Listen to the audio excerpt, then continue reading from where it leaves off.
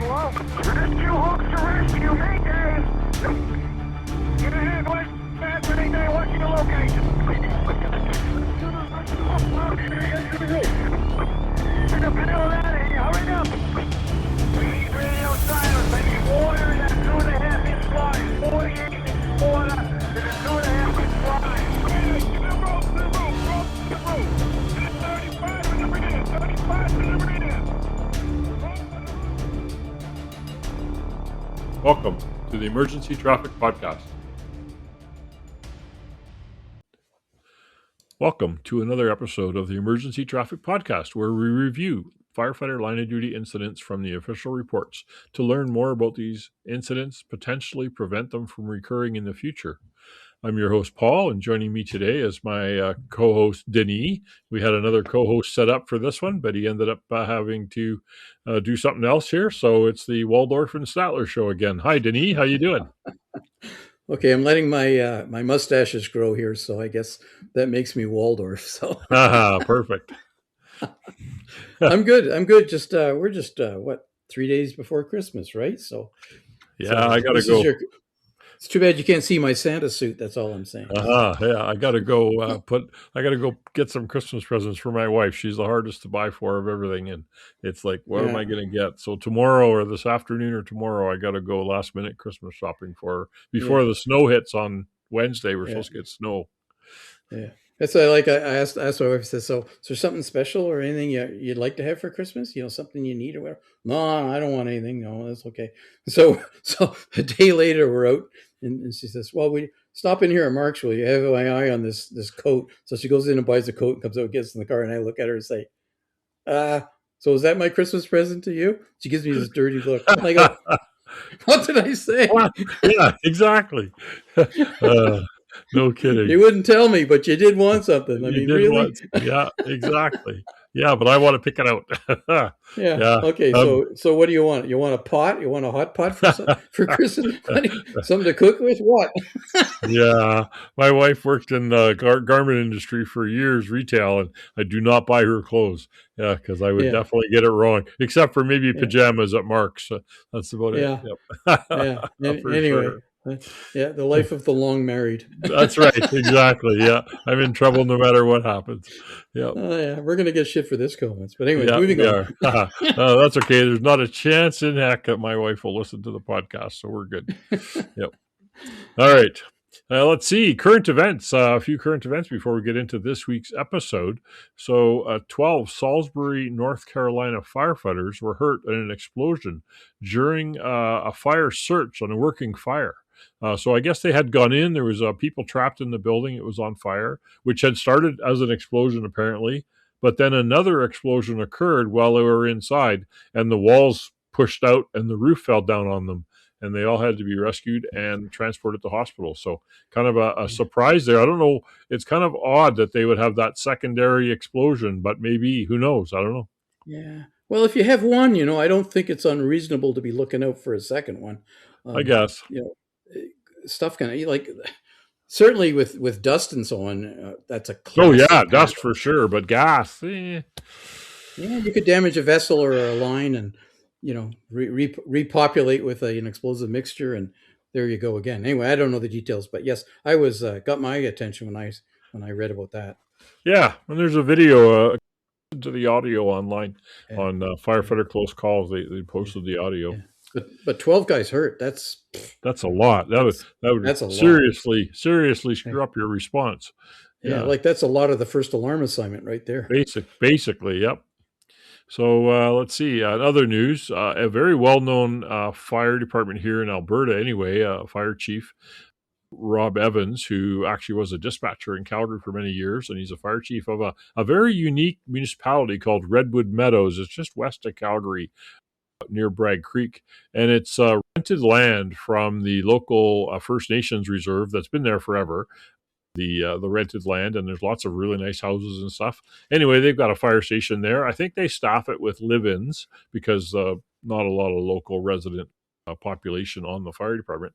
Anyway, they have a second building behind the fire station where they stored their second-out trucks and their ATV and their breathing compressor and stuff, and it caught fire in the middle of the night a few days ago, and they lost an engine and a tender and their compressor and their UTV, brush trucks, all that kind of stuff. So that's been in the news here a little bit. So I just wanted to brought that up because fire stations are a huge fire risk. They have stuff plugged in all the time. They have, all kinds of rechargeable equipment. I had one Lanigan, Saskatchewan years ago when I was working there. They were doing truck checks and someone had left a spotlight on in a truck on the seat of a little pickup they had. It was sitting in the hose tower. It's actually kind of fortunate where it was positioned.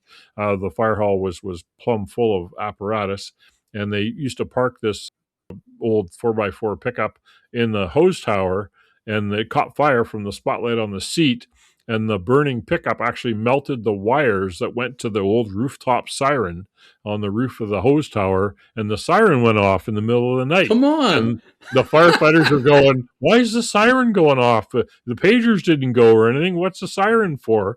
And they run down to the fire hall, and sure enough, the fire hall is on fire. They got in a door on the far side, a man door, and then the power was off. I guess the fire cut the power, the short, and so they had to lift the doors with the chains.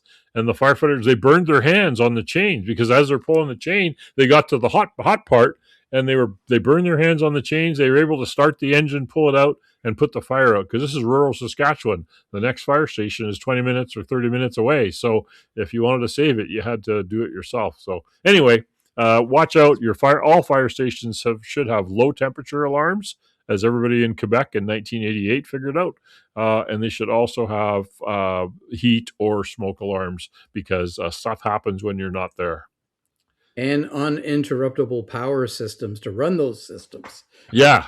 So backup batteries and a generator with an auto transfer switch and all that kind of stuff. Yeah. Fire halls are critical infrastructure. I teach emergency management, and fire halls, especially in a rural community, the fire hall is very, very important for the community. So make sure you have alarms in there. And it's high risk, all these lithium-ion batteries and stuff like that. We had that one in Germany, brand new fire hall, not alarmed, burned down, lost all their apparatus, everything, and they suspect it was a rechargeable tool.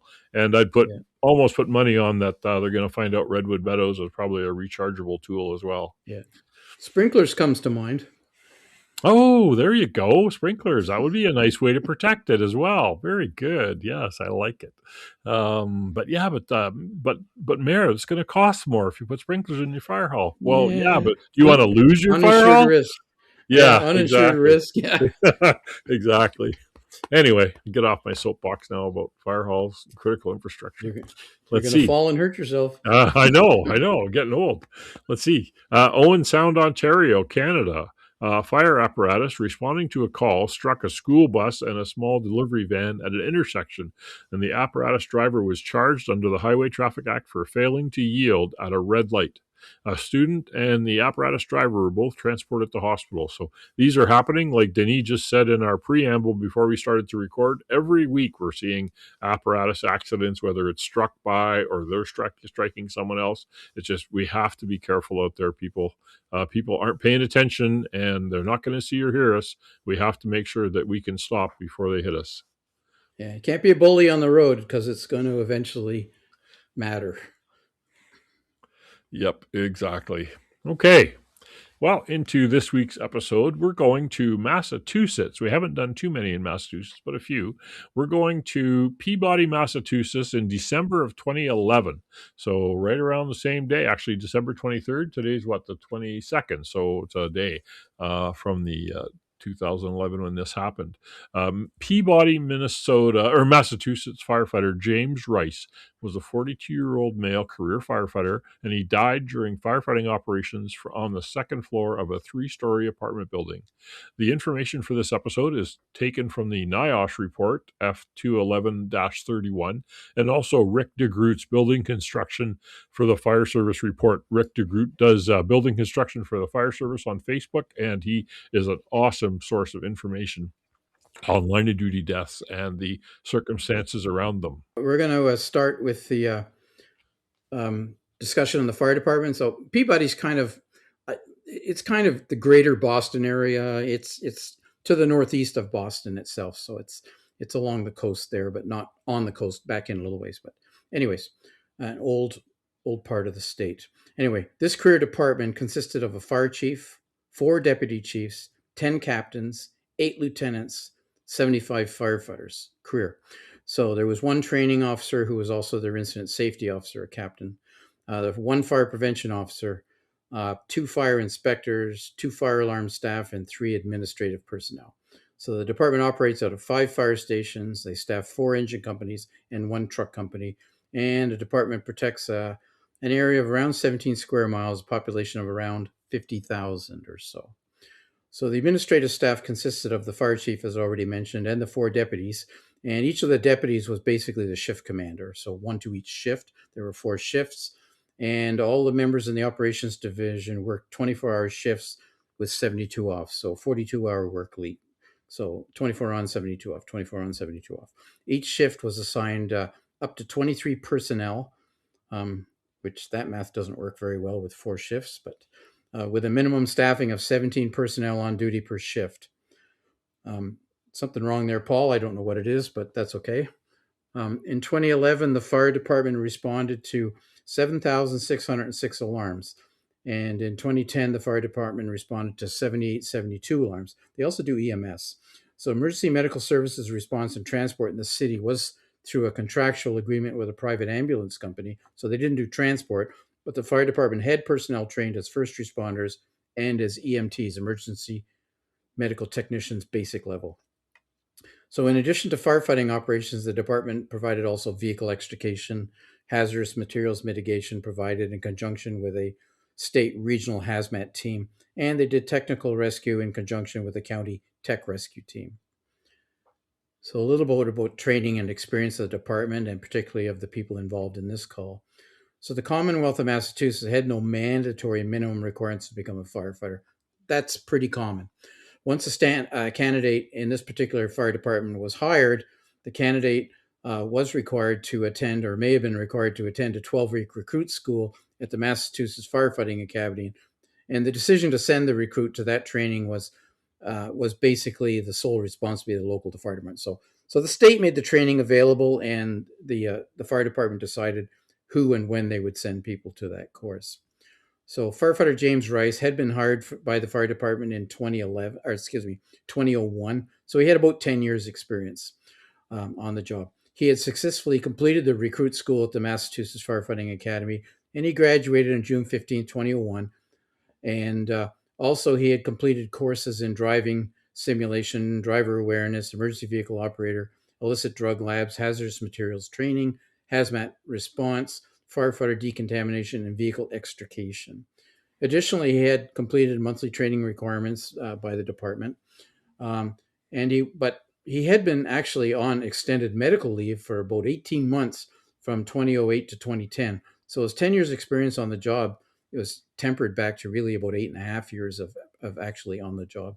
So upon his return to work, he had went through a retraining, and particularly focused on PPE, SCBA, engine company operations, ladder company operations, ground ladders, driver operator duties, responsibilities, the fire alarm watch desk. So clearly some of the on-duty firefighters covered off, because as we said earlier, there's only 2 fire alarm personnel, and house duties, of course.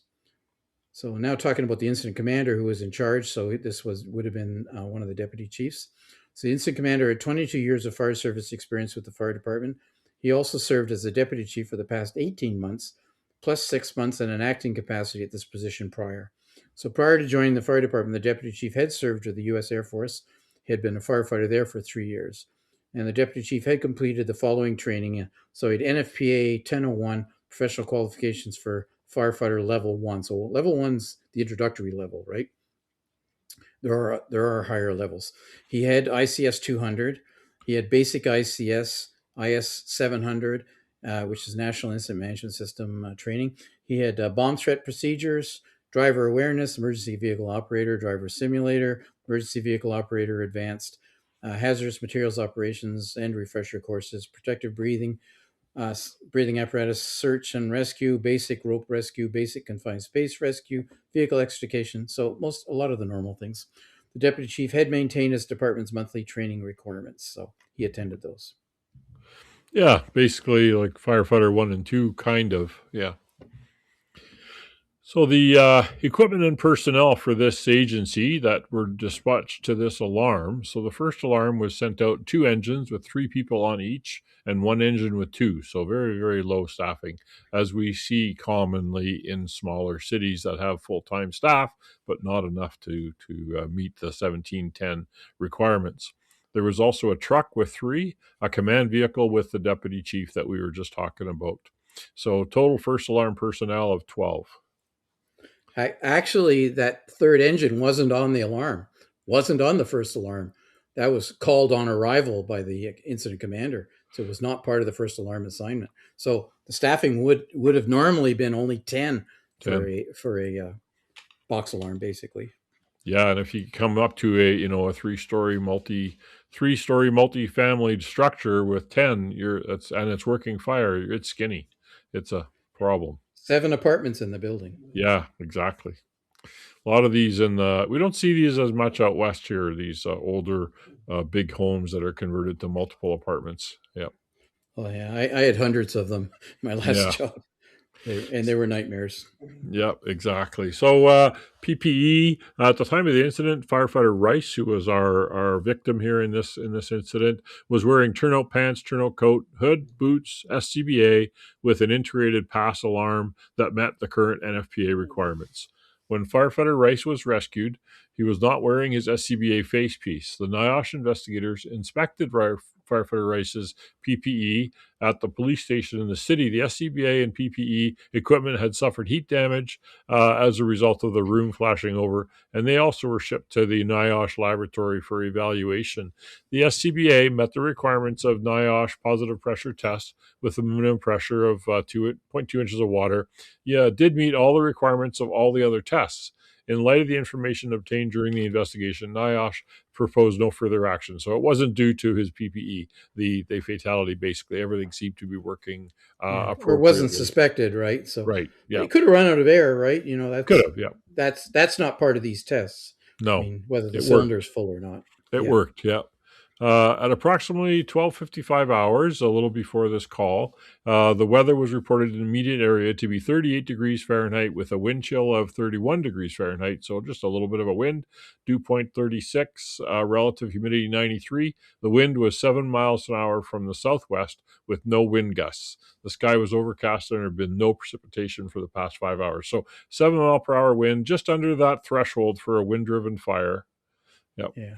11 kilometers an hour. Yeah. Yeah. Just going to mention here because I think this is a factor, although it doesn't come up. But the wind was on the Charlie Delta corner of the building, and you're going to discover later that they open a door and a window on that In the corner. Charlie Delta corner, and it's just so Yeah. important. We are so not paying attention to wind. We are creatures of habit, just like everything else. And we park in the front, and we go in the front door, or whatever we do. We grab the 1.75 inch, even if it's a commercial structure. We have to avoid those creatures of habit thing, and the wind is a factor. We need to pay attention to that, especially because today's contents are such high fuel content that if the heat is there and the wind impacts it, you're going to have a roaring fire. Okay, this structure is old. It was originally built in 1830 as a 3-story single-family dwelling, which was later converted into a 2-family dwelling. In 1971, the building occupancy was designated for 4 families by the building officials' office. In 88, City Council granted a variance to allow the basement to be used as a living area also, making it a 7-family occupancy. The basement plus 2 apartments per floor. After a 5-month period in 88, the variance for the basement was rescinded and it was converted to a 6-family. So they didn't want people in the basement for some reason. The building was wood frame, vinyl sided with a full basement and a stone foundation. 2 apartments were on each floor. Each apartment had its So own gas. this building, Paul, if you look at the pictures of it in the in In the report, the excuse me, yes, thank you. In the after action report, the assessment, there's some indicators that it was balloon frame. I mean, there's the age, but so what other indicators, you know, as you're rolling up makes you think that's balloon frame? One of the things is the windows on all 3 floors lined up, right? They're all the yep, same size and they're all stacked up on top of each other. It's a pretty good indicator of balloon frame also. I mean, it's not impossible on platform construction, but the age and the configuration of the building would tell you possibly balloon frame, which means Yeah. what? It means fire transmission up through the walls, right? Yep. I didn't even think of that actually when I was looking at this and writing the script. But I'm not used to balloon frame. We don't see it out west here as much. So good point. Each apartment in this case, 2 per floor, had its own gas heating unit. There were 6 separate gas water heaters in the Alpha Delta corner of the basement. An overhead service drop was also located at the Alpha Delta corner of the building and provided electricity with the meters located in the basement near the water heaters. Each apartment had an electrical subpanel for overcurrent protection. The primary entrance to the building faced the street in the center of the structure. So it was right in the middle of this 3-story building with tall windows beside it for each Yeah, apartment. right on the alpha side. Yeah. Yeah. The primary entrance to the building faced the street. Oh, I said that. The stairwell to all 3 floors was along the center of the front wall, right where that primary entrance was. The doorways to each individual apartments were located near the front wall. A metal exterior fire escape was located at the rear of the structure on the Charlie side. Facing the front of the structure from the street side Alpha, the apartments were identified with odd numbers on the right and even numbers on the left. The first floor, apartment 1 and apartment 2, second floor, apartment 3 and 4, third floor, apartment 5 and 6. So basically you went in the center and you could go up the stairs and you could go right or left to either apartment on each floor. Yeah, so there was a landing at each floor, and I think the stairs had intermediate landings, so there was a flight, and you Yeah. turned and came up the next flight, and that put you on the next floor. And on either side of the landing, as you got on the floor, there'd be a door to the right and a door to the left, and those are your 2 apartments. The fire alarm panel, because it had a fire alarm, which is cool, was on the first floor outside of apartment 2. The fire department Knox box to get in was also located outside the front door on the exterior of the structure. So they had alarms, they had a fire escape, they had a Knox box. Those are all good things. Yeah, so we're going to talk a little bit about the investigation and some of the information that came out of that after the fire. So on Friday, December the 23rd of 2011, at 13:24 hours, so a little after lunch, the fire department alarm office received a 911 transfer call from the police department, who obviously ran the PSAP, reporting a possible fire in an apartment. So the address of this, by the way, is 5 Hancock Street in Peabody, Mass. For those of you who want to Google Street View and have a look at it. So at 13:25 hours, so a minute after the 911 call, the fire department alarm office paged out engine 5, engine 4, ladder 1, and car 2. So car 2 is the deputy. So at 13:27 hours, car 2 reported smoke showing from the building. He could see that. And at 13:28, he arrived on scene and advised the fire alarm office that this would be a working fire. So when he arrived on scene, he parked his vehicle off the street and out of the way. And so when he confirmed working fire, that's when that third engine with only 2 people on it was paged. dispatched. Yeah, so they were paged 3 minutes after the rest of the assignment. So anyway, he parked out of the way. Why did he do that? Hancock Street is a narrow 1-lane, one-way street going up. Very narrow. And very narrow. And it's covered with cars, and there's a sidewalk, and there's barely if you were to bring in an aerial, you'd have to be paying attention where you're going to put the outriggers because it's that narrow. Of course, it also means that you're not going to be having fire trucks passing each other on that street. Whether you park straight, parallel, sideways, or whatever you did, you ain't getting by because it's a narrow street, one-way street. So this is in the old part of town, obviously. From the picture, it looks like the aerial actually backed down the street, back from the corner, the intersection. No, I think it drove in off of Washington straight in. I think, maybe. Yeah. Yeah. No, I think it drove in, Paul. Anyway, it doesn't matter. Doesn't matter. Do you think any of our listeners actually go to Google Street View and look at the building? Tell us if you do. Let us know. We're curious. Yeah. Yeah. It's surprising the amount of, it gives you a much better head up on what you would see if you were arriving, what your arrival report would see as you come in. One-way street, narrow, building is probably the tallest building on the street, that kind of thing. So anyway, car 2 arrived on scene, parked his vehicle. He assumed command of the incident. As car 2 got out of his vehicle, he saw a female civilian being treated across the street from the building, which is not very far away, like 25, 30 feet, right? So Anyway, there's a note in here that says this was the occupant of apartment number 3 where the fire started. The female occupant and her son had exited the structure prior to the arrival of the fire department. The female occupant had tried to put the fire out with a pot of water twice. The fire had started in her bedroom, master bedroom, near an electrical outlet and the mattress of the bed. She and her son left the apartment and knocked on all the doors in the building prior to leaving. so delayed alarm, Paul. She was knocking on doors. Yep. Yeah. So, there's an alarm system in this building. Was the alarm Well, system you not could have, sounding? should have. I Why don't were know. they going Yeah. around knocking on doors? Yeah. Why didn't you pull a fire alarm? I don't know. And maybe they did. Like we don't know from this No. report how No. it was transmitted to the fire department, whether it was a phone call or a pull box. One thinks it was probably the alarm that did it because they didn't have any sense of a confirmed fire until car 2 arrived on scene. Yeah. So Yeah. it might have been an automated alarm, and it was just Might one have of been. those many times you get an automated alarm. Anyway, the incident commander, car 2, was not wearing any PPE when he got out of his car, but he entered the fire building anyway, and he went to the second floor. He opened the door to the fire department, which was apartment number 3. So looking at the front of the building, had been on the second floor and on the right-hand side. Or going up the stairs on the landing, at the top of the landing, it would have been the door to the left, because the landing faces the street. So that's important. Keep that in mind. Anyway, he looked into the apartment. And he observed that the rear, so he looked to the very back of the building towards the Charlie side, and the apartment's kind of divided into a living area at the front and a master bedroom directly behind it. And actually, there's kind of a dividing wall down the middle. And to the right of that wall is the kitchen area, and there's another bedroom in the way back corner. It's not immediately obvious when you first walk in. Anyway, he observed that the rear master bedroom was on fire. So engine 5 and ladder 1 had now arrived on scene around 13:29 hours. So that's 4 minutes after dispatch. Engine 5 pulled up just past the front entrance of the apartment, so going up the street from Washington and up Hancock. And ladder 1 parked near the AD corner in behind the engine. So they'd come in off Washington Street, I think. Anyways, in the direction of flow for that street. So the engine commander notified engine 5 by radio that they needed to stretch a hand line off the engine to the second floor to apartment 3 to get water on the fire, because he'd been up there, he saw there was a fire. So the lieutenant and firefighter Rice pulled a 150-foot, inch and 3/4 pre-connect. The incident commander returned to the front of the building and met face to face with the officer of engine 5 and ladder 1. These are 3-man crews, remember? The incident commander told engine 5 that the fire apartment was located at the top of the stairs on the left on the second floor. Ladder 1 was ordered to go to the third floor and to conduct a primary search.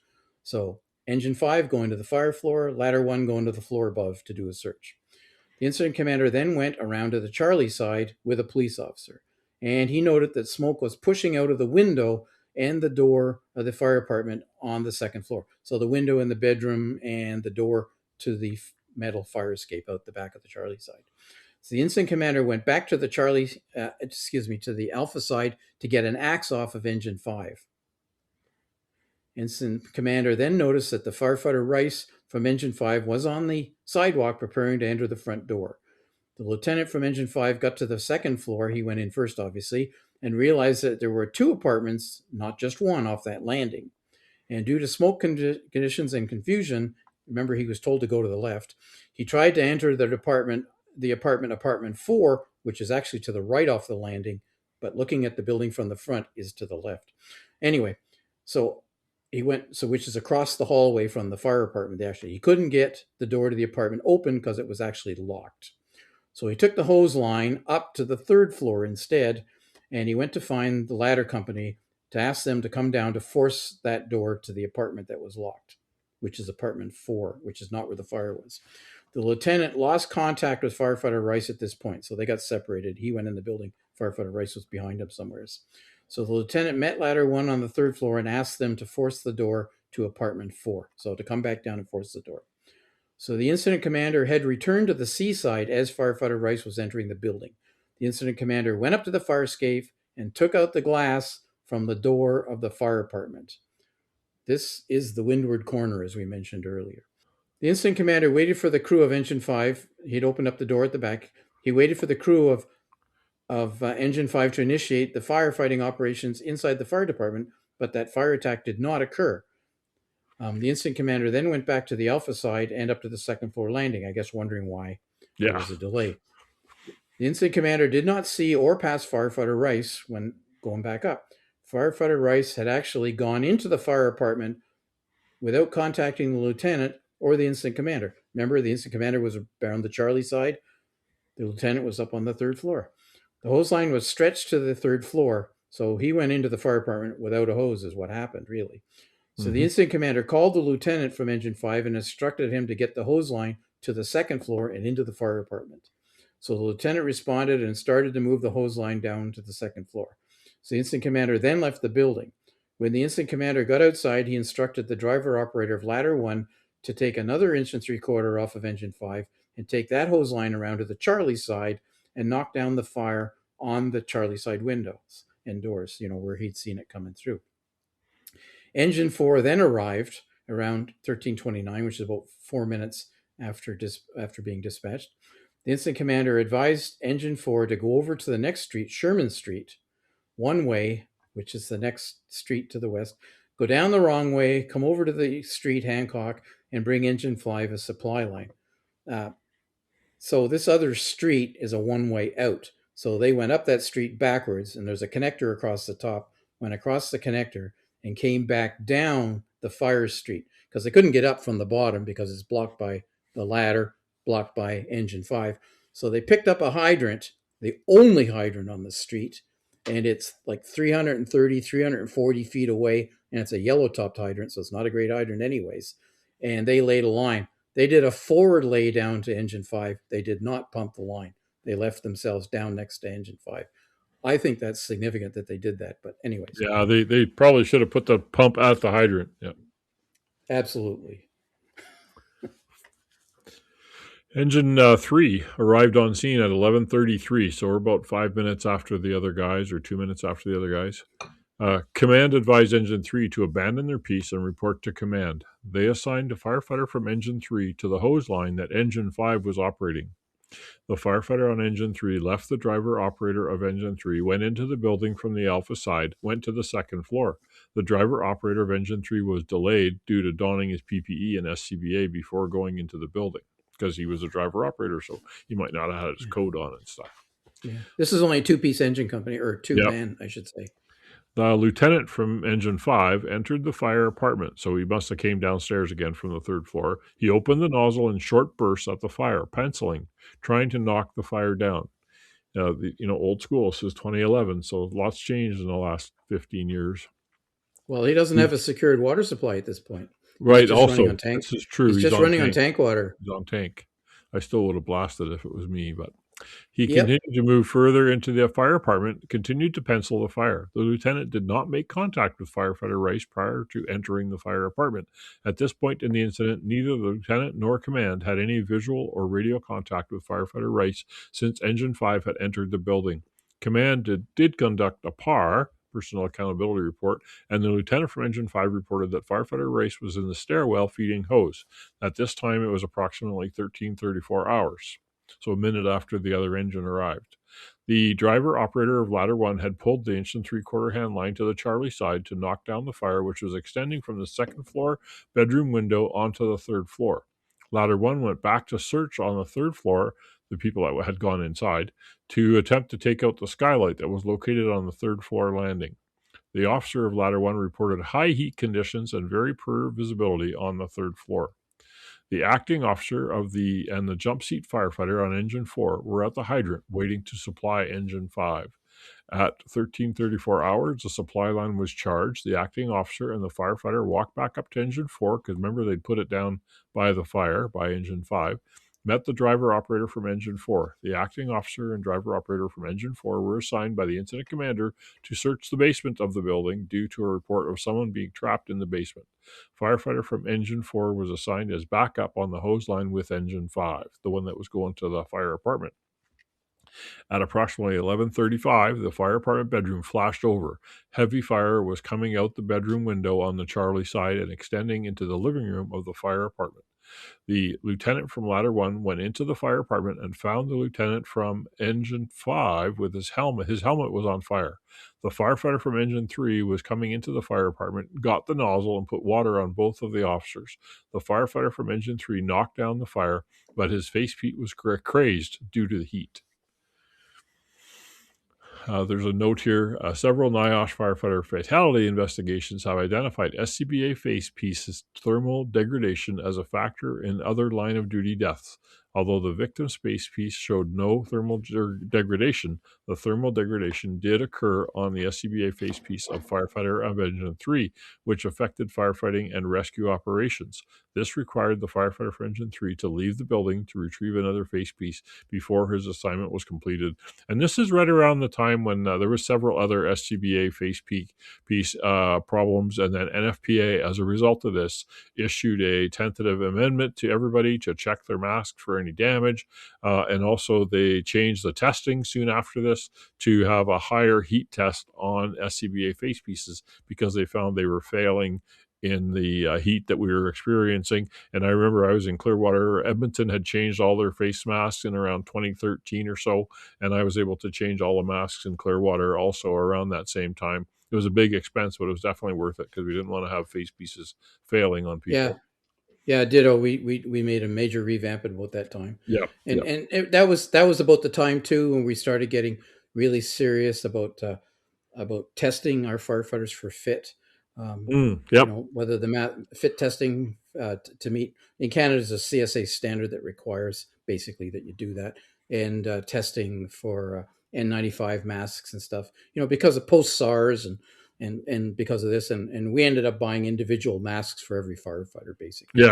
Basically, and meeting the new standards. In fact, that's exactly what we did. I mean, we had spares and extras, but so just reminding everybody that the apartment at that time flashed over. Well, there was no effective ventilation established in this fire at this building at all at this time. They had opened the door on the windward side, which is feeding oxygen, and the windows, which was feeding oxygen into the fire. But they were working on the skylight on the stairwell, but there was no effective ventilation in place. And in fact, if they had opened that stairwell skylight, what would have happened was the apartment and the hallway and the stairwell would have become the flue. And that would have been the ventilation path, which was the only way into the fire that they were using from the alpha side. So anyway, the fire was hot, and that's no surprise because they hadn't actually put water on it yet. So anyway, the firefighter from Ladder 1 had returned now to the second floor. The lieutenant and the firefighter from Ladder 1 were now low on air because they'd been in and out up to the third floor and so forth. And then they left the building with a firefighter from Engine 3 and the lieutenant from Engine 5. So mixed crews here. The firefighter from Engine 3 got outside and told command that there was a pass alarm sounding on the second floor. They could hear a pass alarm on the second floor. So the driver operator from Engine 3 was now in the fire apartment, and he took the nozzle and he continued to fight the fire. Remember, the lieutenant from Engine 5 had bailed at that point because he had been on fire. The firefighter from Engine 4 also was also with him in the apartment. So there was a driver operator from Engine 3 and a firefighter from Engine 4 were on the line in the apartment putting water on the fire.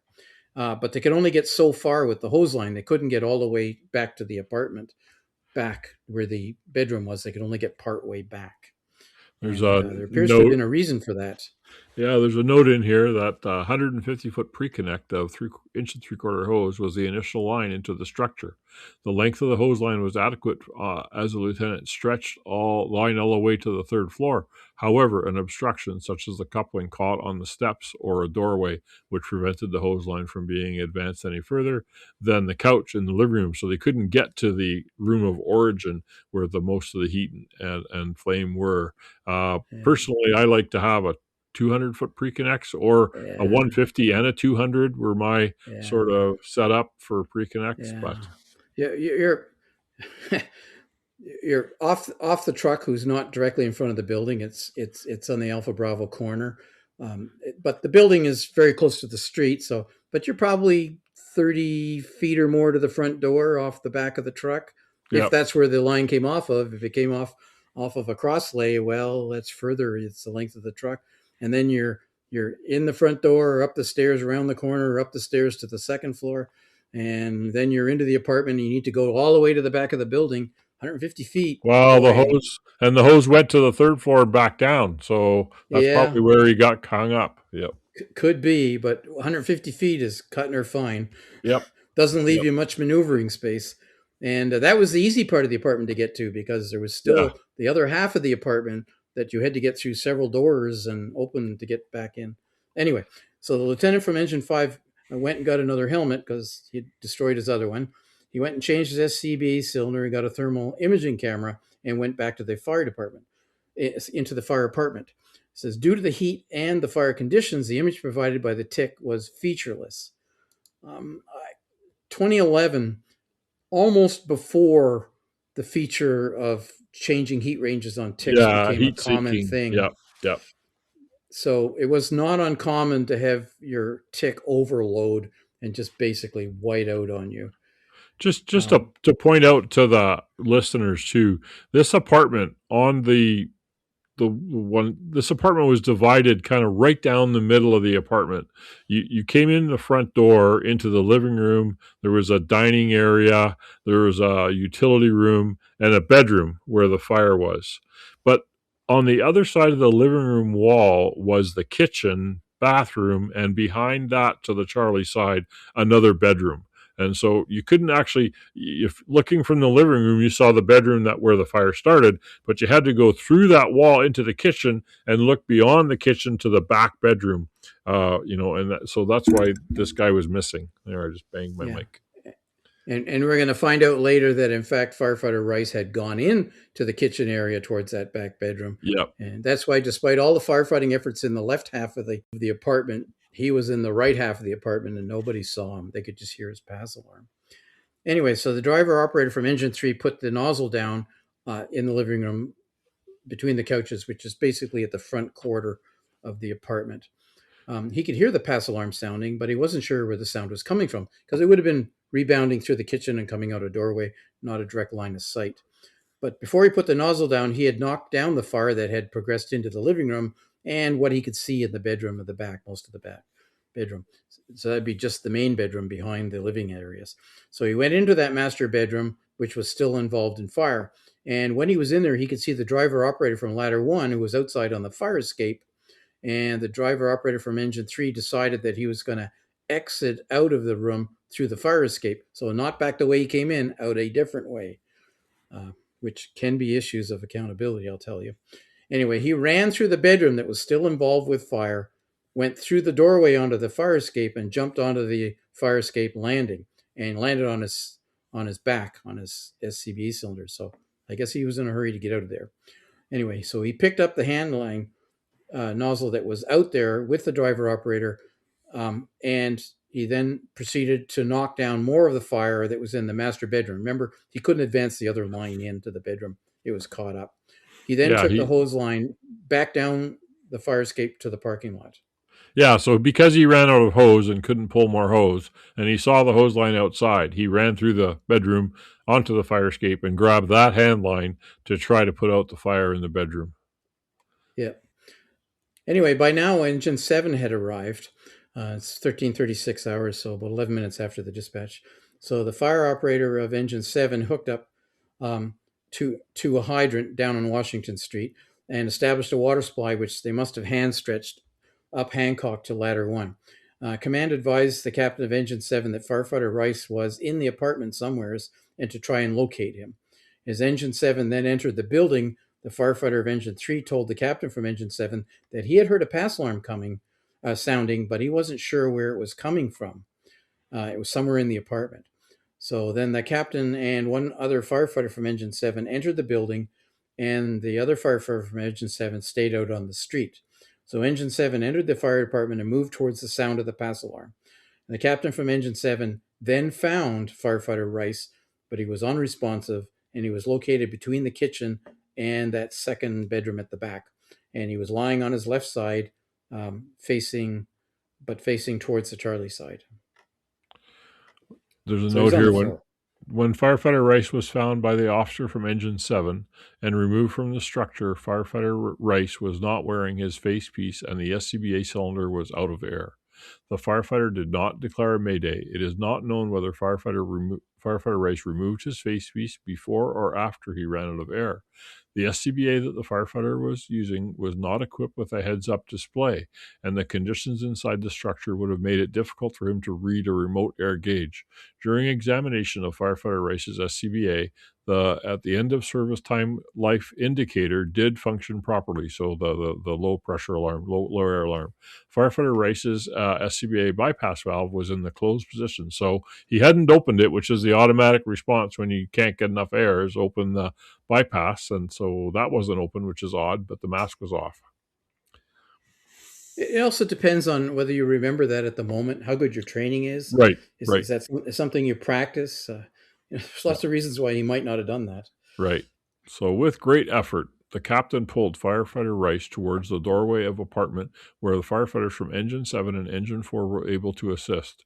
Due to the small size of the apartment, the amount of furniture in the apartment, the narrow stairwell, and the size of firefighter Rice, because he was a fairly big fellow, the rescue effort took several minutes. And it is, like Alan Brunestini said years ago, remember the article in Fire Engineering, RIT is not rapid. At 13:45 hours, command requested a second alarm. 3 additional engine companies, mutual aid engines 2, 7, and 1, were dispatched and responded. 13:48, command ordered everyone out of the building for a PAR. At approximately 13:55, an interior attack was initiated using mutual aid companies. Ladder 1 was ordered to set up on the Delta side, vent the windows of the kitchen and other bedroom.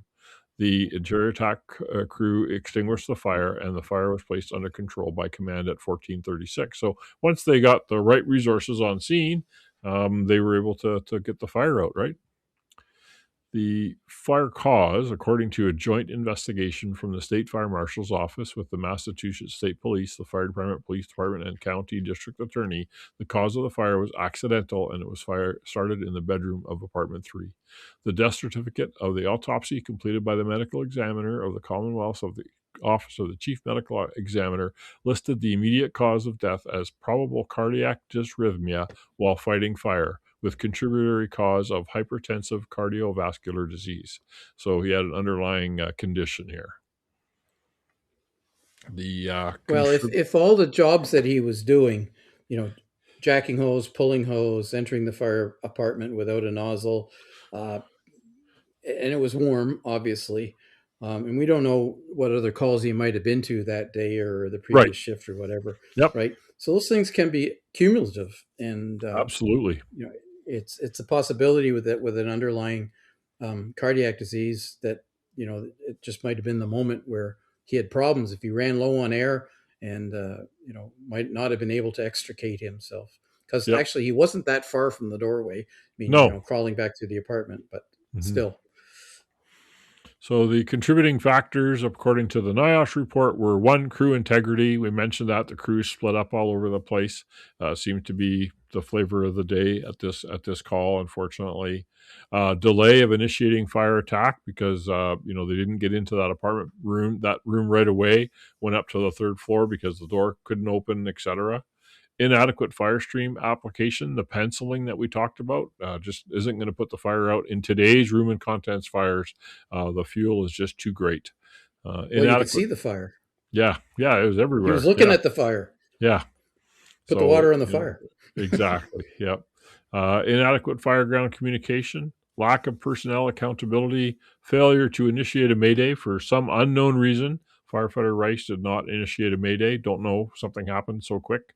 And the lack of any medical evaluations on the firefighters on the department, like annual physicals, which I implemented together with the chief in Fort Saskatchewan, is everybody needs a physical. So. Yeah. Recommendations. So recommendation 1 is to ensure crew integrity is properly maintained by voice contact, radio contact when operating in an immediately dangerous to life and health environment. The discussion here is that when an engine company enters a picture, the members must remain in contact by visual eye-to-eye contact, verbal or person-to-person, or by touch. In this incident, the lieutenant from Engine 5 took the nozzle and the length of hose up the stairs to attack the fire in apartment 3. While the lieutenant got to the second floor, two things happened. One, he realized that there were two apartments on the second floor. Two, he went to the wrong apartment, number 4, and the door was locked. So he proceeded to the third floor with the hose line to find the crew of ladder 1. The lieutenant lost contact with firefighter Rice, who was his direct subordinate. You need to keep in contact with them. At this point, firefighter Rice went into the fire apartment ahead of the lieutenant. The incident commander did not pass firefighter Rice when he came back into the building, and he went to the second floor to find out why there was no water on the fire. I'm assuming firefighter Rice was already in there. While the lieutenant got into the fire department, he still did not have contact with firefighter Rice. When the lieutenant left the building, he did not pass firefighter Rice in the stairwell. The lieutenant didn't realize that firefighter Rice had gone into the apartment ahead of him. In fact, the lieutenant had reported that during the PAR that he thought firefighter Rice was in the stairwell, jack and hose, and he wasn't. So he clearly had no idea where he was. Nope, there was a lot of lone and wolf. Because they weren't ready to go into the building together, and the lieutenant clearly wasn't waiting for him to be ready when he went in. So they went in separately, and that's how they got separated. Anyway, recommendation 2.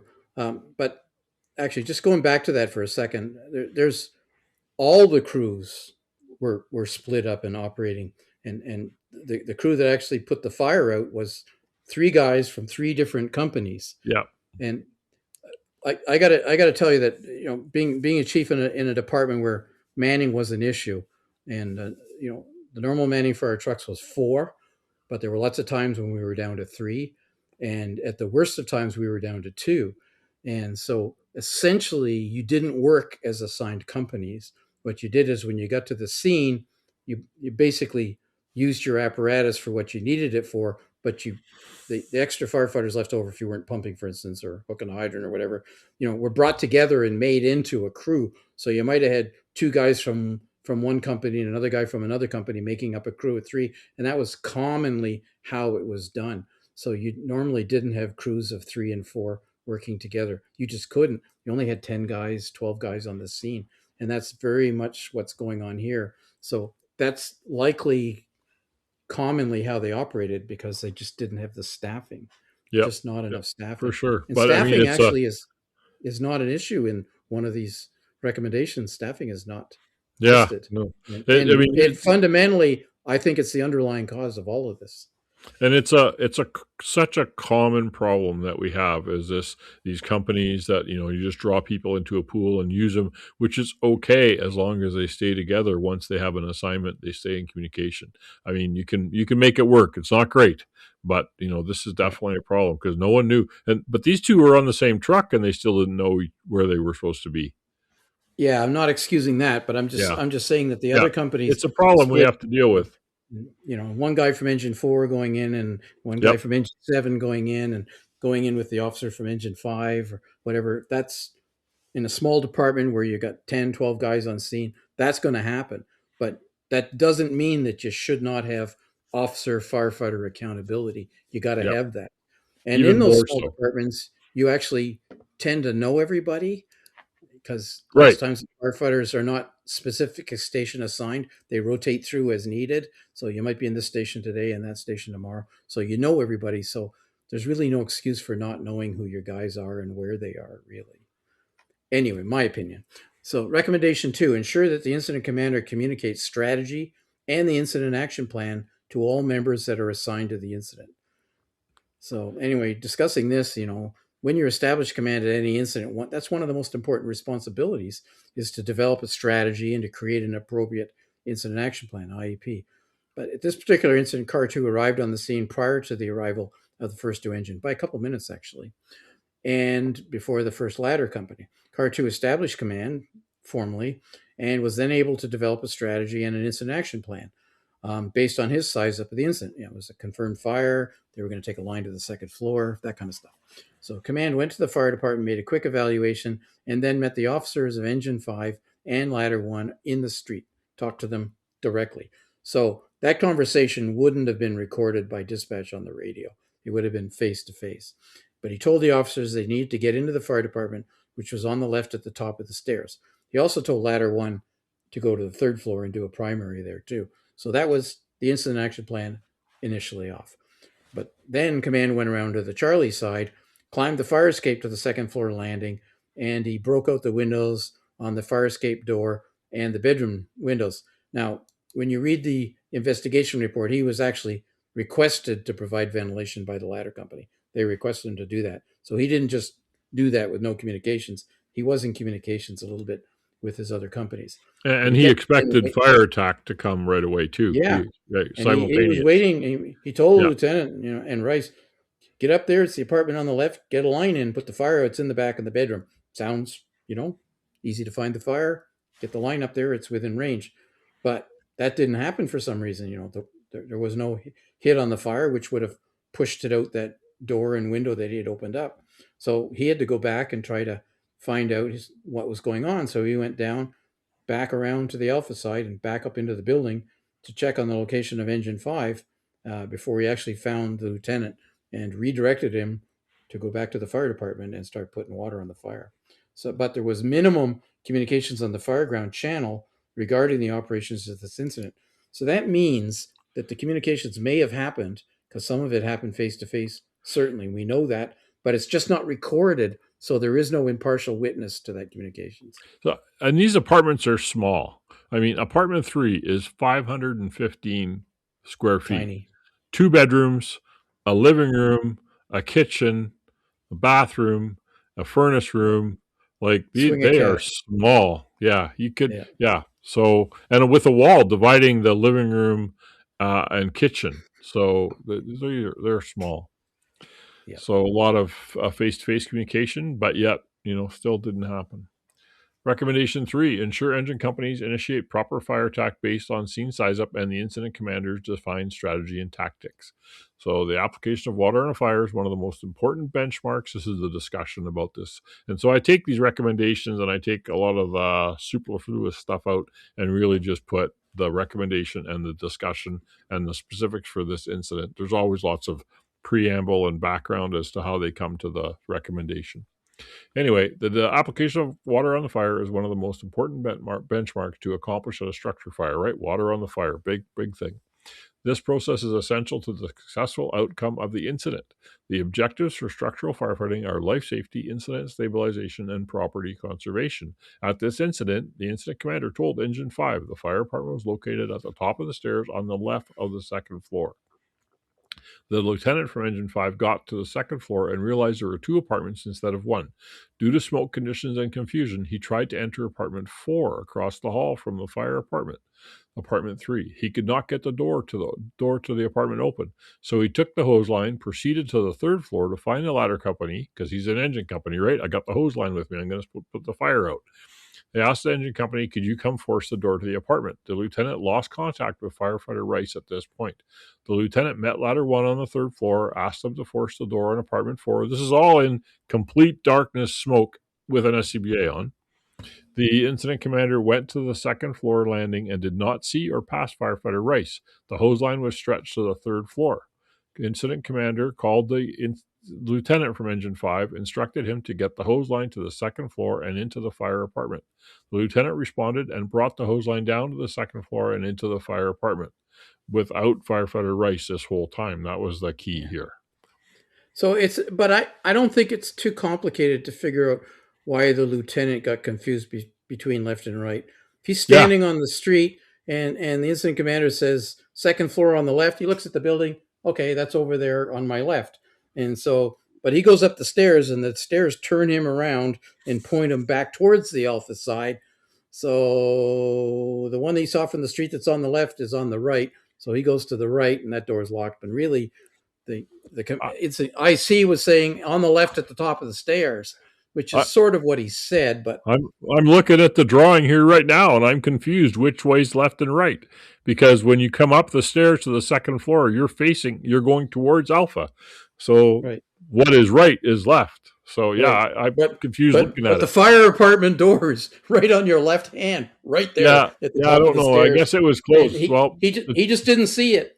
IC Like it must have looked like, closed that door when he came out. He went to look and he came well, back out, which is good. He would, well, right? That's the thing to do. you would. Yep, for You don't sure. want the fire So walking into the hallway by itself. exactly, that's your. So he Yeah. closed the door, and then the lieutenant was confused which one to go into. Yeah.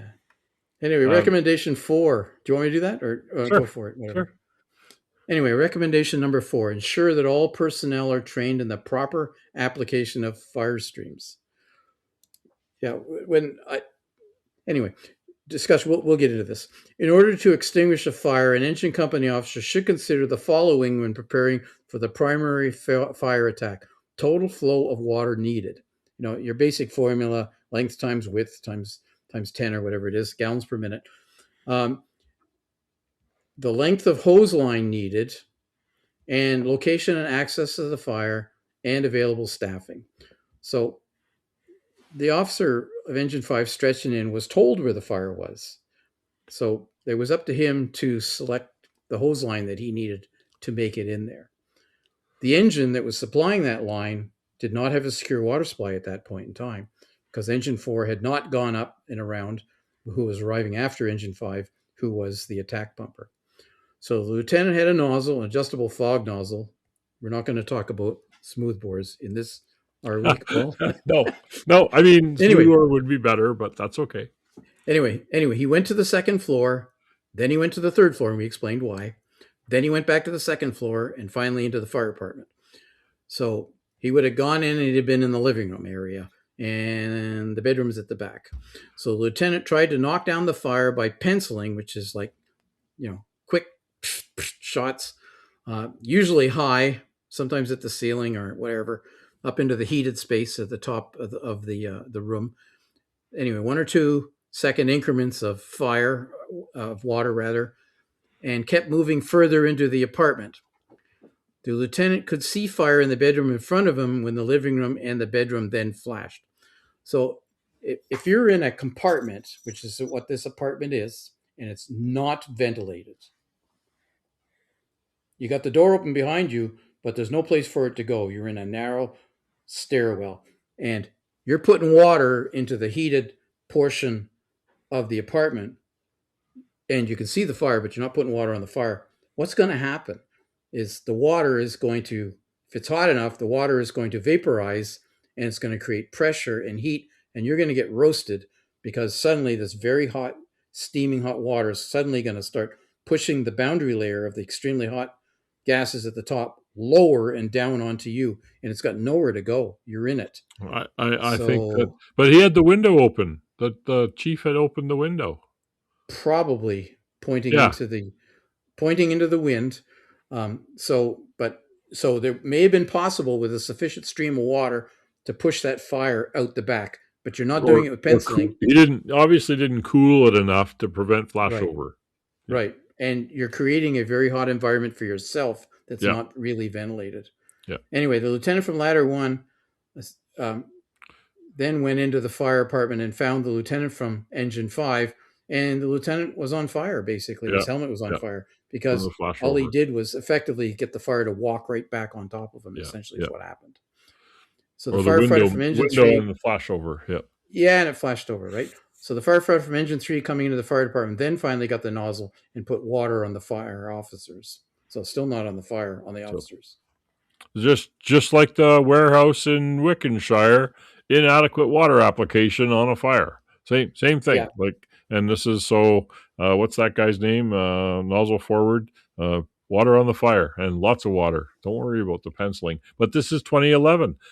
This is new research that's saying it's much better to put the fire out to control the heat release rate is so extreme on new furniture that we need to use lots of water. But that was new information in 2011. Yeah. I was taking the courses then online. And everybody, at that time was still getting confused with, listening to stuff that they were doing in Europe with high pressure, low flow lines, gas cooling, and fog nozzles and indirect, water application, which dates back to the 70s and 60s, not understanding that that's in a in a closed compartment where there's actually nobody in it.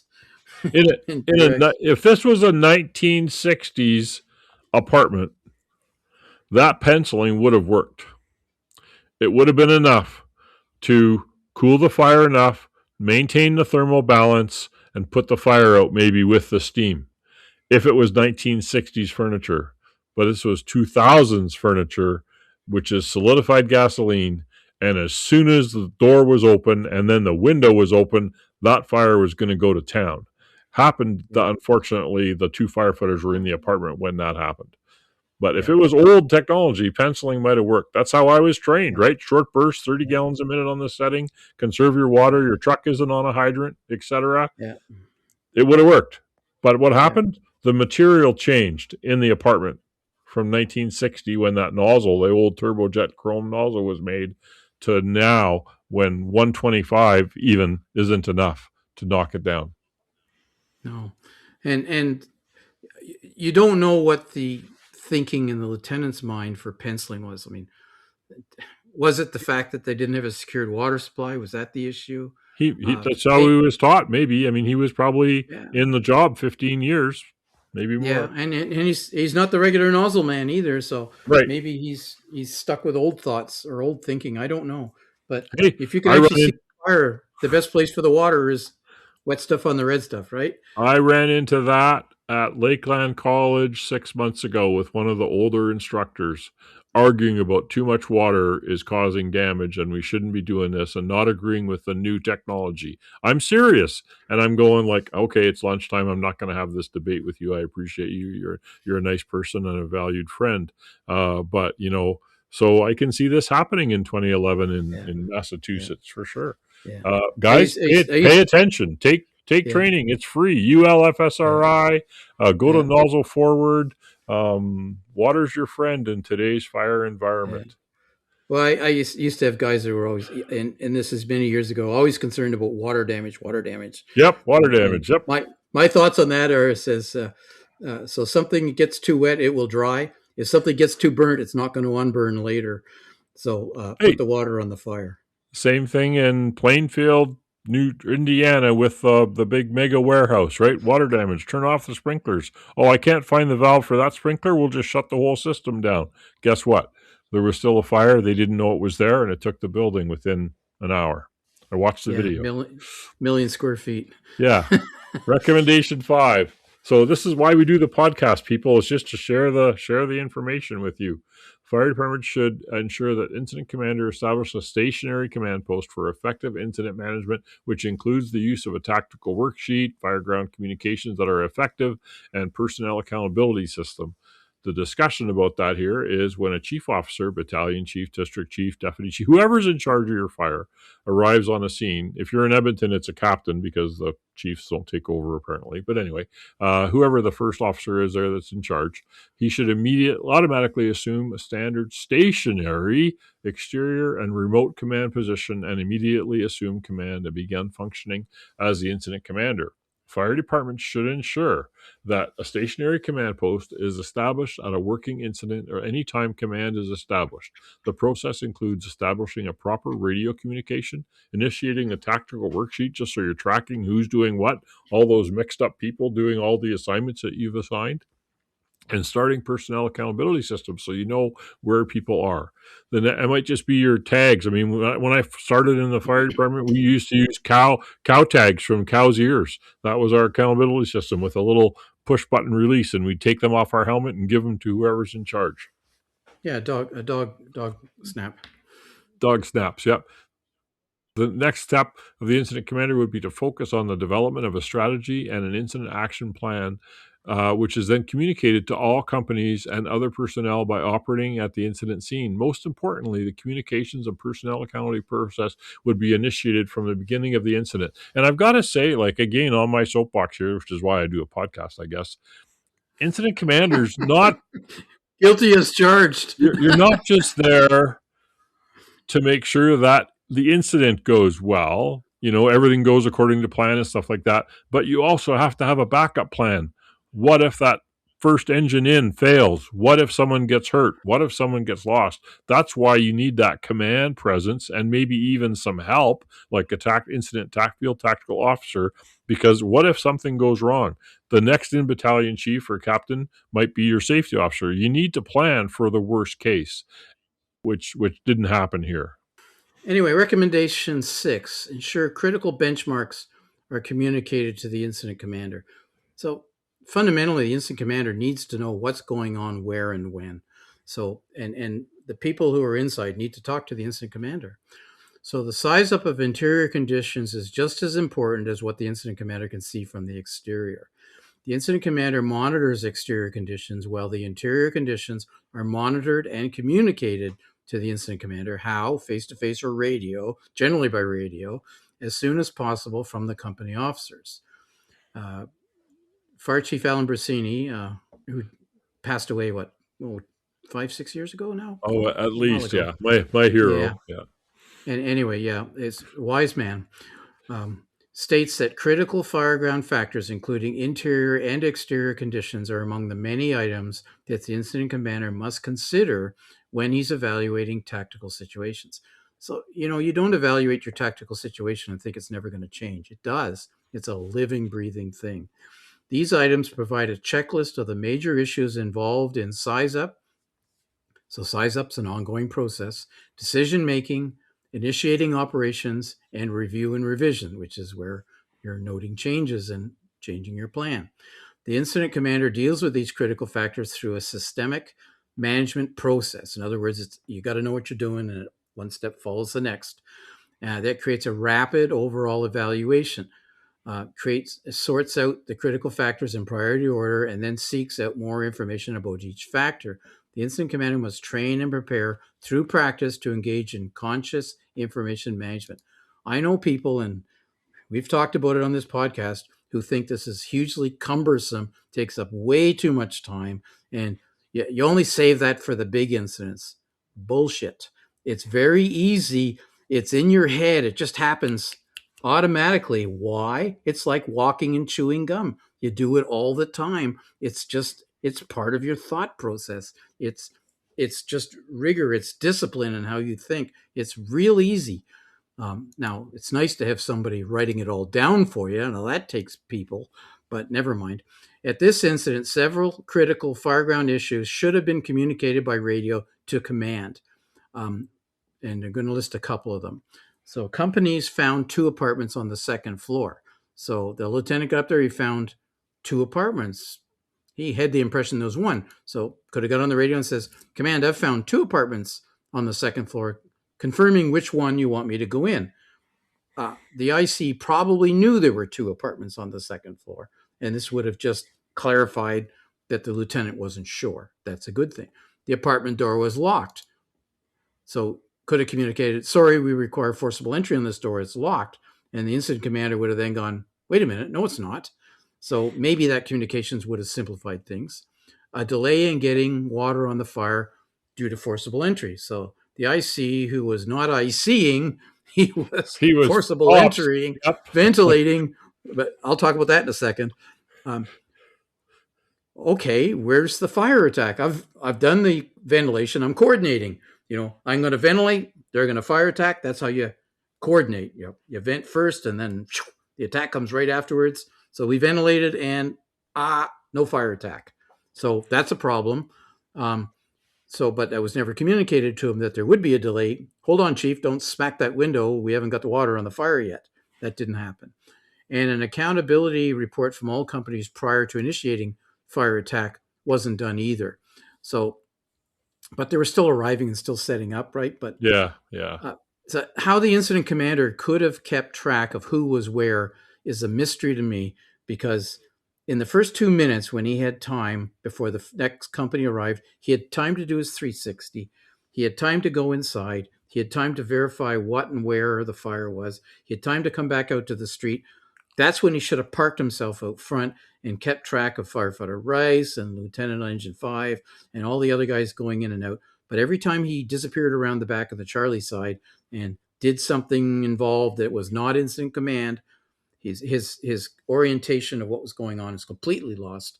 and then you come back around to the alpha side, go inside, go up to the second floor, go up to the third floor, come back down again. Again, there's no way he could keep track of who was doing what out front or who was where.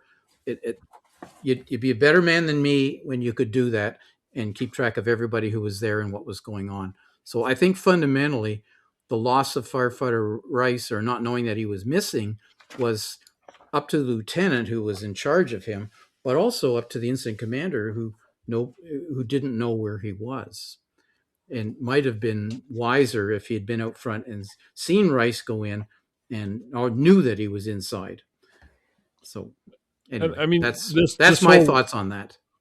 This whole recommendation is Brunacini's blue card in a nutshell. It's like, what are the critical fireground factors? There's some that are fixed and there's some that are variable. The fixed ones would have been, this is a 1830s building or 1870s building, wood frame with multiple small apartments in it.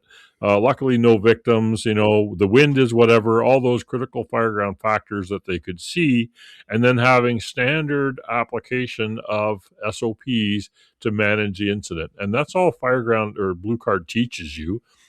Fire command in action, whatever. It teaches these standard things that you have to take care of to make sure, and you do it over and over. And like you say, just like walking and chewing gum, every incident commander needs to practice these, needs to use it all the time. And that would have helped in this incident, unfortunately. So your primary priority at this fire would have been make sure there's nobody in the building. So ladder one, assigned to do a primary on the third floor, fire above. Really, your highest priority primary is the floor of the fire, and then above. The floor above, then the floor below, and any other floors. I don't know at what point they got to do primaries on all the other floors, possibly after the fire was knocked down. But I'll tell you, the year after this fire, there was a building lot there. They tore the building down.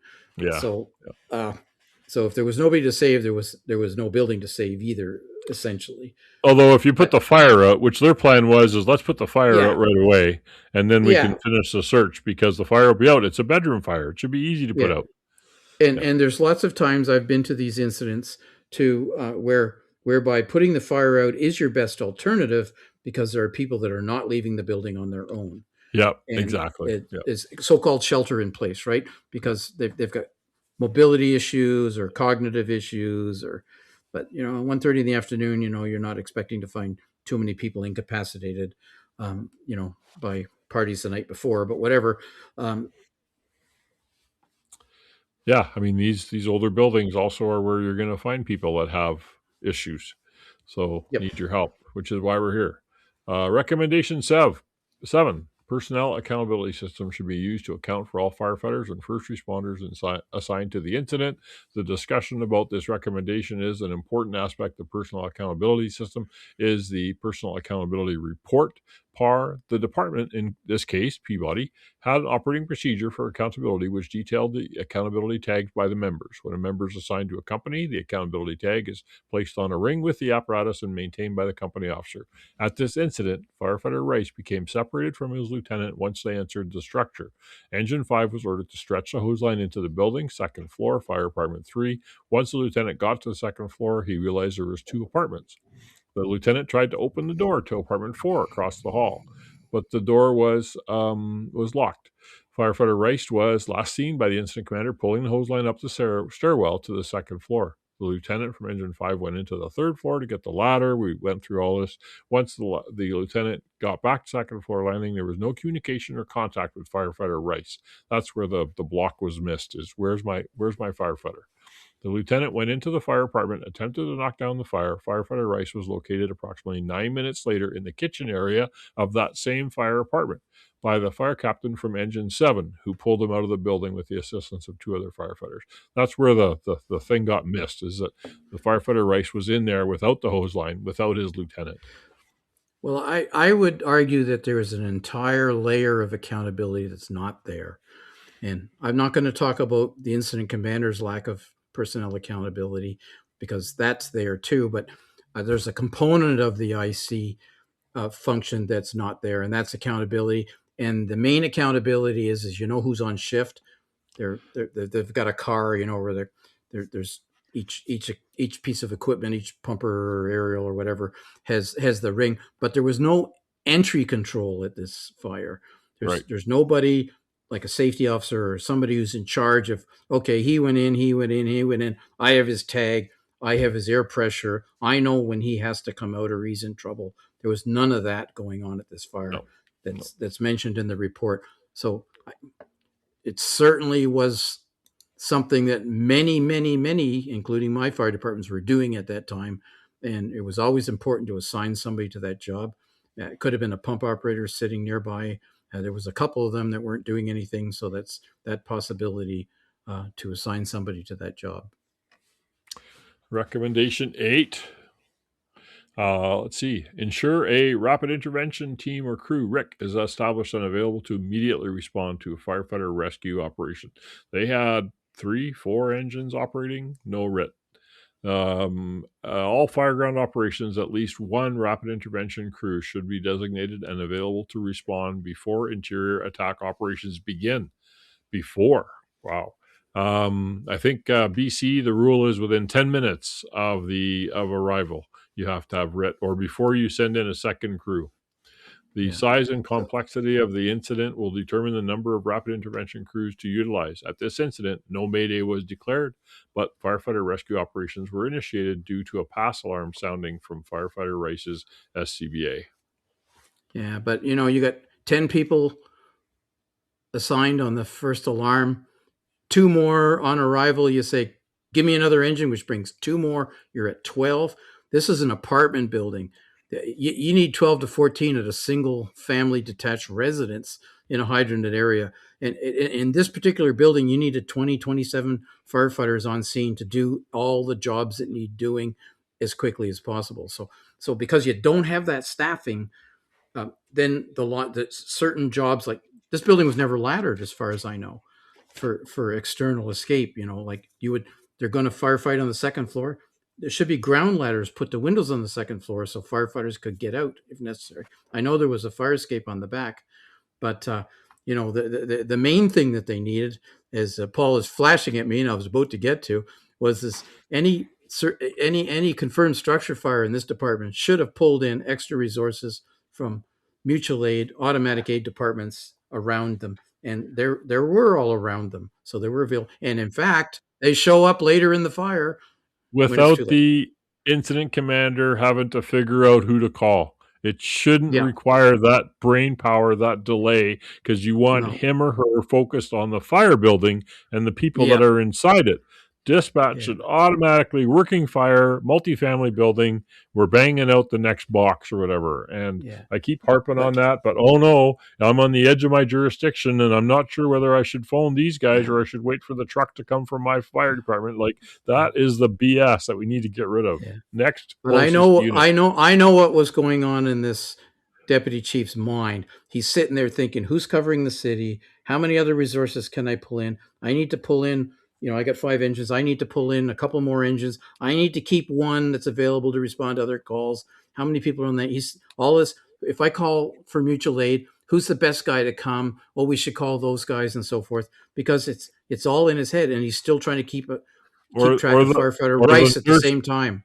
Or the nursing home near Rivière-du-Loup, Quebec or whatever, that caught fire in the little town, but we don't call Rivière-du-Loup because those guys are paid and they don't play with us. The same thing happens here in Red Deer County. The same thing happened in Fall River, Massachusetts. I'm not sure if we should call the next town over, because we got to put our egos somewhere. Yeah. But, in small departments that are very short of staffing, you need to take as much load as possible off the incident commander's head, and you need to formalize a lot of this stuff. Yep, exactly. But anyway, you got to have a dispatch that's capable of doing that too. This is true. So, there's different things involved. Anyway, recommendation 9: fire departments should use thermal imaging cameras, TICs, during firefighting operations. Well, they did this time, but in my trucks, the thermal imaging camera was sitting right next to the officer in the front seat. So when he got out, it went with him.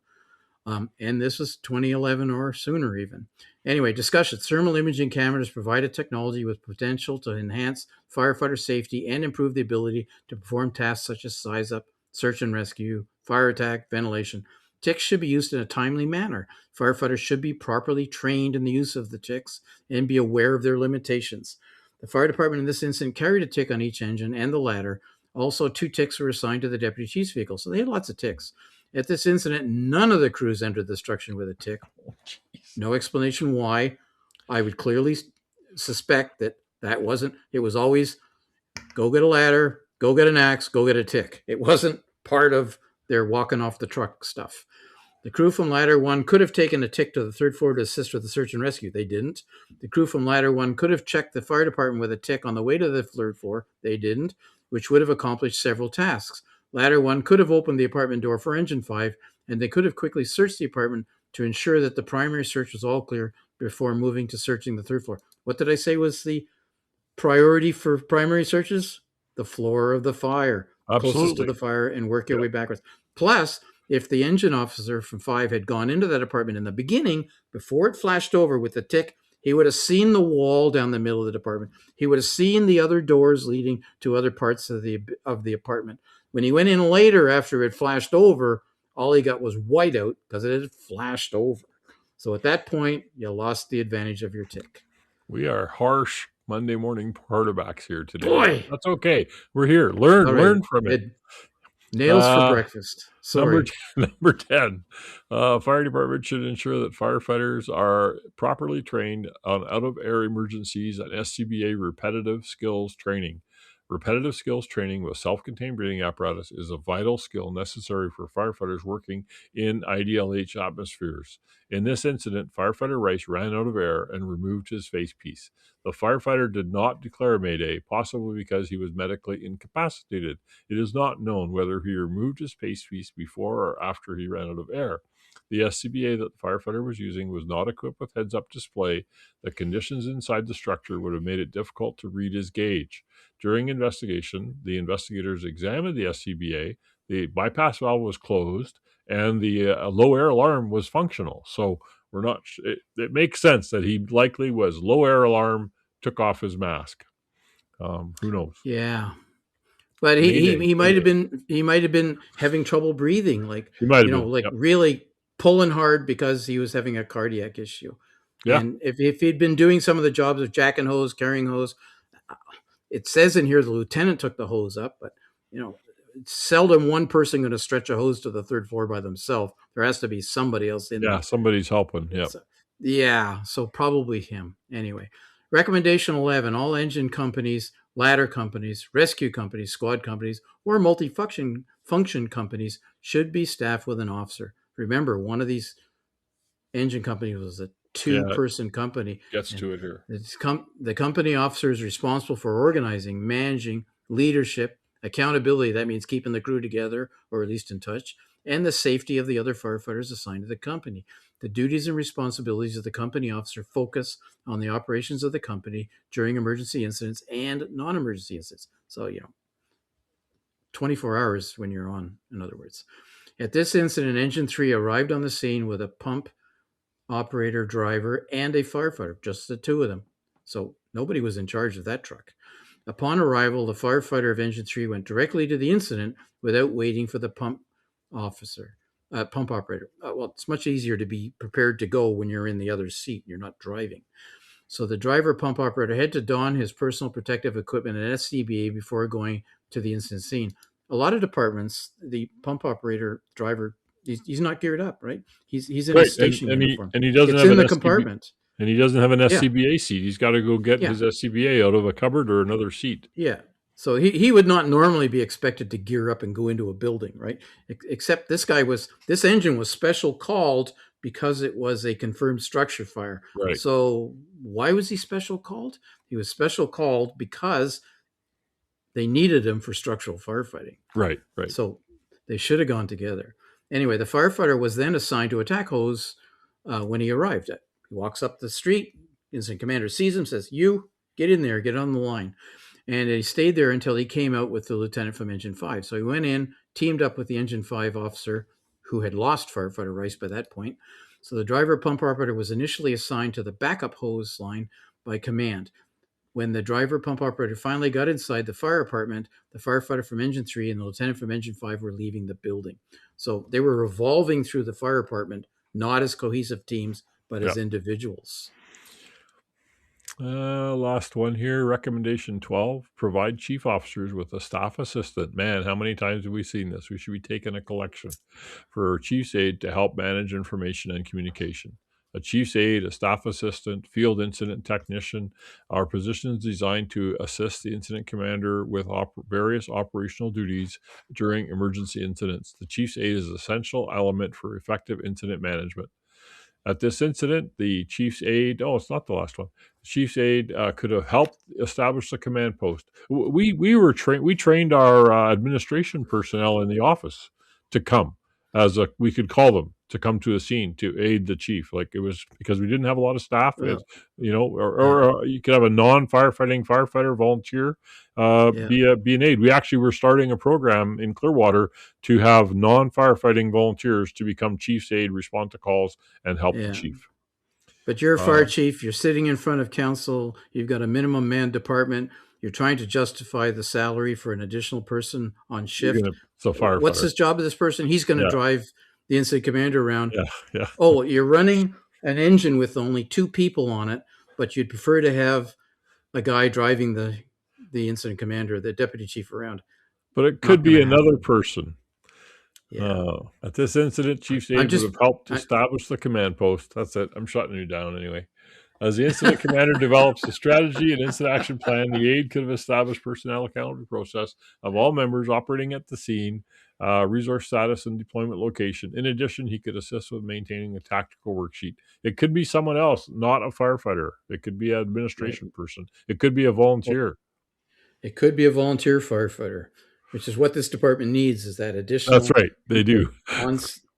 On scene right away. 13, provide pre-placement of annual medical evaluations to all firefighters consistent with NFPA 1582. So the discussion to reduce the risk of sudden cardiac arrest and other incapacitating medical conditions among firefighters, the NFPA Technical Committee on Service Occupational Health and Safety Program developed 1582 based on 1500, which was initiated by retired Chief Alan Bernasini, which is Occupational Medical Program for Fire Departments. Firefighter Rice was 42 years old and was not known to have coronary heart disease prior to autopsy. Screening tests to detect coronary heart disease are not recommended until age 45.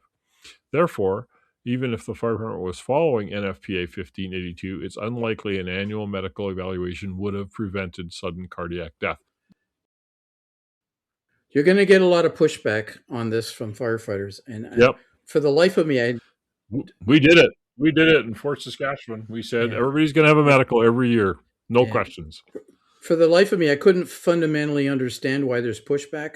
But nobody, I think that it's part of the male psyche, and maybe it's part of the female psyche too. Maybe. That if I don't know there's a problem, then there isn't a problem, and I don't have to worry about it. Human nature. And I had to negotiate this into contracts. Yeah. The requirement for annual physicals. And I think part of the concern was firefighters don't want to get sidelined because there's a blip in their medical health. Exactly. So, for sure. So if you're gonna talk about medicals and the requirement for medicals, and you're going to negotiate those things, and I think that's an excellent thing, and it's good to have your people as physically well as possible. And if there's problems, you need to identify them so you can treat them.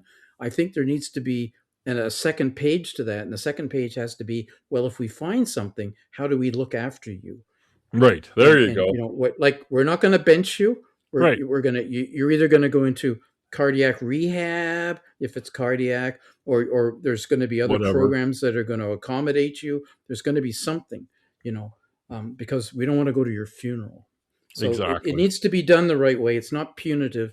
It's helpful. And I think you need to be, and this is part of what the next recommendation is, needs to be part of the culture.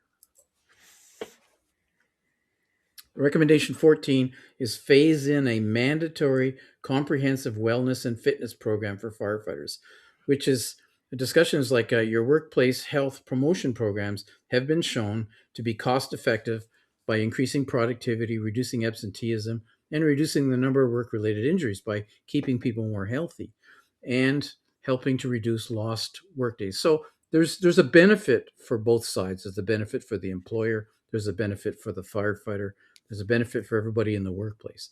And man, if you're in a building with a firefighter as a partner, you'd like to know that they're healthy and you're not going to have to drag them out. You'd like to know that they're healthy enough to drag you out if something happens. That's right. So Exactly. it's good for everybody, you know.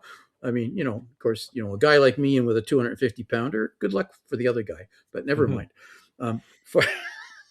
Fire service health promotion programs have been shown to reduce coronary heart disease factors and to improve fitness levels, with mandatory programs showing the most benefit. But a lot of fire departments currently have volunteer wellness and fitness programs. That's good. It's not as good.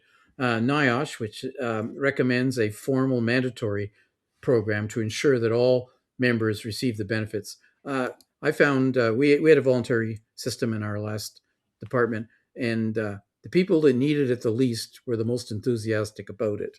And that's kind of the way it is. Yeah, that's right. So that's why it needs to be more mandatory. Yeah, we had the same issue. Recommendation 15, phase in annual physical performance evaluation for all members. NFPA 1500, Standard on Fire Department Occupational Health and Safety, requires fire departments to develop physical performance requirements for both candidates and members who engage in emergency operations. Members who engage in emergency operations must be annually qualified physical ability test as meeting these physical performance standards for structural firefighters. The evaluation could be incorporated into the fire department's annual training. And this is massively controversial. Oh, yeah. Controversial, Paul, massively. It is. You got some guy who's 25 years old and he meets the CPAT requirements, candidate physical abilities testing, which is based on the actual job of firefighting, doing, having the strength and the endurance and the stamina and stuff like that. And then you got some guy who's 30 years on the job and is 55 years old. It can't be the same standard. Right. You degrade with time. And there have been studies done that after 50, 55, your capabilities start to drop off physically quite dramatically yourself. Now, not comparing one person to another person. So you'll have a huge amount of resistance. There's been a lot of grievances over this. There's been arbitrations over subjects like this, introducing this mandatory. So it needs to be a proper system that recognizes it needs to be age related, basically. Yeah, otherwise, it's extremely threatening and you'll never get it through the union. Never going to happen. That's why I became a chief, so I didn't have to do this. And that is the argument for mandatory retirement at age 60 for career firefighters. For sure. Yeah. But I think it's a good program, but you got to go about implementing it the right way. You got to work together. That's right. Yeah. There are benefits. Recommendation 16, ensure firefighters are cleared to return to duty by a physician knowledgeable about the physical demands of firefighting operations, personal protective equipment used by firefighters, and the various components of NFPA 1582, which is the Comprehensive Occupational Medical Program. 1582 contains criteria for medical fitness for duty. So firefighter Rice had two known conditions relevant for medical clearance. In other words, things that might have cost him his job. So he had hydrocephalus, and hydrocephalus is excess fluid pressure on the brain and spinal column. That's what that is. And diabetes mellitus, which is basically diabetes. The hydrocephalus was treated with surgery, and they do that by putting in drains. And after a long rehab period, remember we'd mentioned he was off the job for 18 months, he was able to resume full duty. So he was cleared medically to come back. So firefighter Rice also had type 2 diabetes, which is the non-insulin type. It's treated through diet, exercise, medications. So he didn't need insulin, but he had good control of his sugars, his glucose levels. So he must have tested frequently anyways. And he did not have any hypoglycemic episodes. In other words, no low sugar episodes, which would have caused you to lose consciousness or to be unwell. However, he had reported a number of diabetic complications. He had retinopathy, which is damage to the eyes. He had peripheral neuropathy, so like pain, tingling in his feet or whatever, and nephropathy, which is, again, related to nerves. According to NFPA 1582 Standard on Comprehensive medical programs, as we talked about, these complications should have triggered work restrictions. So according to the NFPA standard, he should not have been cleared for work, which brings us to a discussion about who is doing the medical clearances. And I found in the past that a regular physician will give a patient clearance to be a firefighter, largely Yeah. because they have no clue what being a firefighter is all Yeah. about. Yeah. I've And had that where a too. physician who's highly skilled and understands the physical and mental demands of being a firefighter is much more cognizant about where the line is between fit and non-fit. And Yep. again, it's very threatening for career firefighters in particular. Yep. Yep. No, it's an issue for sure, and it's tough to deal with. It's tough to find the physician to do that But as well. yeah, well, yes, and we hired a guy. I mean, we made sure he was capable. And when you joined the fire department or you got your annual medical, you went to the physician, Yep. and we paid for it. Yeah. And that's just the Exactly. way it had to be because Yeah. you know.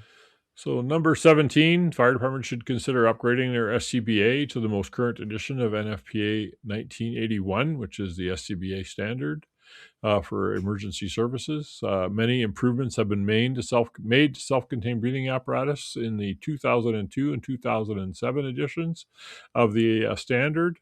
The SCBA that firefighter Rice was using was certified to the 1997 edition of NFPA 1981. So it was certified, 15, 17 years before this happened. And so, it is, and there was lots of changes. Some of the Yeah, changes one or two cycles out of date, eh, Paul? One or two cycles I out of date. summarized I summarized the changes here from the report. The addition of the remote air display, the HUD inside the facepiece, was a big change to allow the firefighter to see how much air they have remaining.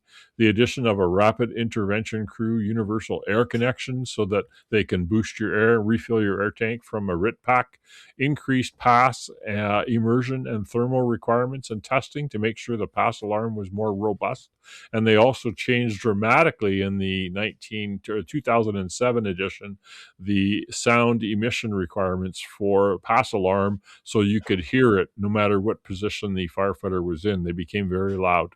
And the temperature, temperature in the environment didn't affect the emission sound of the pass, because the old passes you couldn't hear them in high heat. So these are all important. So what I did, I don't know what you did, Denis. I had a rotation program. I bought 4 SCBAs every year. I used to bulk them up into a pack of 8 so I could change a station out basically, or 2 rigs out with the new packs, and I'd keep the old packs for training.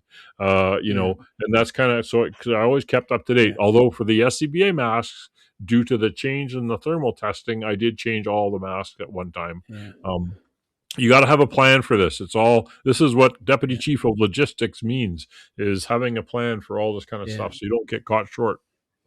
The fundamental problem here is this SCBA bottles have a lifespan, right? And generally it's 15 years, and wherein you're required, according to the NFP standard, to scrap that bottle. You need to have it tested every 2 years, 5 years. There was 2 years for a while on the new carbon fiber, I think it was, and It then went to 5. Yeah. they changed that. Anyways, it went to 5 years. So basically, after 15 years, your bottle's scrap. A lot of guys buy secondhand bottles from companies I won't name, dog named companies, and they would they would buy them and put them in service in their small fire departments. There's a reason those bottles were available. They were out of date for the most part, and you should not be doing that. Or not approved by the SCBA manufacturer. Yeah. Right. But the main issue is the pack itself does not have any out of date in the standards. It's and what you need to do as a fire chief and or logistics deputy chief is you need to establish a policy whereby you'll not have any pack older than, pick a number. Good And the number. good number to pick is 15. Makes sense. Goes with the bottle. Right. So, or maybe even sooner. In this case, though, 15 might not have been good enough because it could have easily been a 15 or 14 or 13-year-old pack and Could have still been. missed a couple critical upgrades. Yeah. So, Yeah. yeah, You so gotta you got to watch budget for these things. They cost money. There's no question. But it's your man, job to. what's the cost of safety? It's your job to keep up with standards and keep up with the changes in the industry and what's important to Yep. make sure that you have a good equipment to do the job. So And you uh, don't need to replace necessarily wholesale. You can upgrade. A sometimes, lot yeah, of you can packs, for sure. particularly Scots. We had Scots, and you could do multiple upgrades. And Yep, you, yep. you, you We did lots of those. yeah, you'd have upgraded Scots on 2 or 3 different back frames, and you Yeah, knew that they'd been upgraded, but they had all yeah. the standards. Anyway, never mind. No, Carry it's on. all good stuff, right? So commentary here from Rick DeGroot's firefighter Facebook page, the building construction commentary that he put in his report about this fire. Fire operations in large former single family wood frame dwellings that have been converted to multi unit apartment buildings can be difficult due to the possibility of multiple void spaces created during the original construction and during renovations. Many of these types of structures were actually built during an era where framing methods were prevalent. As the original dwelling is converted into apartments, the void spaces are introduced into the structure to route expanded plumbing, electrical service, etc., to each apartment. The layout and access points to the individual apartments can also be confusing, such as we had at the top of the stairs. Such conditions compound the difficulties for firefighters in controlling fire spread within such structures. So you can expect this to happen if these are in your neighborhoods or your response district. So, honor the service of firefighters James Michael Rice by reviewing your department's procedures for fire suppression operations in multiple dwellings and your Mayday and rapid intervention policies with your crew members today. Thank you for listening to another episode of the Emergency Traffic Podcast. We hope that you continue to find these informative and interesting. Give us a comment, a like, and a subscribe, or hit the thumbs up, whatever it is, wherever you listen. Thank you very much. We hope you enjoy these, and let's be safe out there. Yeah, it's a really tragic episode again. Yeah, we can be kind of harsh on them, and yeah, we are, speaking from our experiences and speaking from our experiences doing this podcast and seeing the same things over and over again.